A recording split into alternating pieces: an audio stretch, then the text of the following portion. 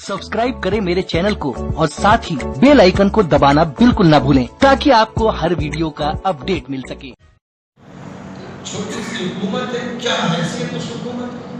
अगर मुस्लिम हुकूमत तय कर ले अगर तुमने जुल्म किया तो खैरियत नहीं होगी। यही बात उनको कहना चाहिए थी, तमाम मुस्लिम ममालिक को बशार से कहना चाहिए थी, यही बात कहना चाहिए थी इराक के हुक्मरानों से, यमन के लोगों से, लीबिया के कज़्ज़ाफ़ी से, और इसके बाद जुल्म करने वालों से, ट्यूनिस के बिन अली से, मिस्र के मुजरिम सीसी से, और आल सऊद और आल नहयान के तवागीत से, मुजरिमों से, खबीसों से यही अमल करना चाहिए था कि जुल्म नहीं होने दिया जाए।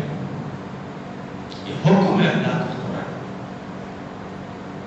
तमाशा देखते हैं, मौलवी, मुल्ला, सूफी, मुफ्ती, काजी जुल्म का तमाशा देखते हैं। तुफ है ऐसे लोगों पर, तुफ है।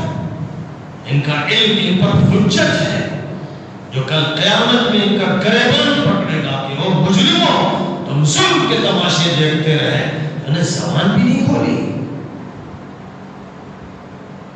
बहुत ही सख्त मुआवजा होगा ऐसे मुजरिमों का जो चापलूसी में, हुक्म परस्ती में, दौलत के लिए और पैसे के लिए अपनी ज़बानों को हक के लिए बंद रखते हैं। दो जगह इसी सूरे में ये बात फरमाई गई कि उनके हक में तुम्हें मुकाबला करना चाहिए जो अपना दिफा नहीं कर पा रहे, और ये फरमाया गया कि वो अपना दिफा नहीं कर पा रहे हैं, अल्लाह उन्हें तो माफ कर देगा लेकिन तुम्हें माफ नहीं करेगा जिनके पास पैसा भी है, हथियार भी है, फौज भी है, ताकत भी है, लेकिन वो सिर्फ दूसरों की मजलूमियत देखते हैं। बल्कि यहाँ तो किस्सा ये है कि जुल्म में खुद शरीक होते हैं।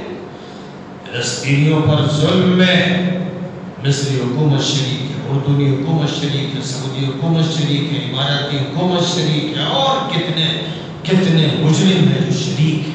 सिर्फ इसराइल जुल्म नहीं कर रहा, इसराइल के सब एजेंट है और जुल्म में शरीक है, खुफिया तौर पर शरीक है।